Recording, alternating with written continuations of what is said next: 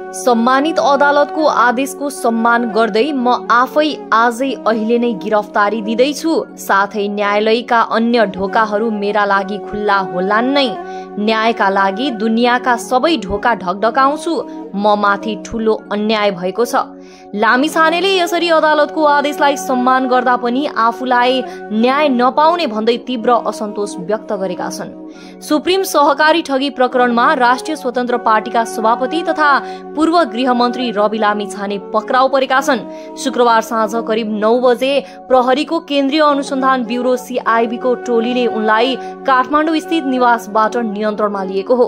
उच्च अदालत तुलसीपुरको बुटवल इजलासले लामिछानेलाई थुनामा पठाउने आदेश दिएको थियो। जिल्ला अदालत रूपन्देहीको अघिल्लो आदेश बदर गर्दै इजलासले थुनामा राख्न निर्देशन दिएपछि प्रहरी टोली लामिछानेको घर पुगेको हो। प्रहरी घरमा पुगेको केही समयमै लामिछानेले सामाजिक सञ्जालमा स्ट्याटस लेखेका थिए। साथै उनले चितवनमा तय भएको रासपाको सभा नरोक्न समेत आग्रह गरेका छन्। अहिले उनलाई थप कानूनी प्रक्रिया अगाडि बढाउँदै काठमाडौँमै राख्ने र भोलि रूपन्देही लैजाने भनिएको छ।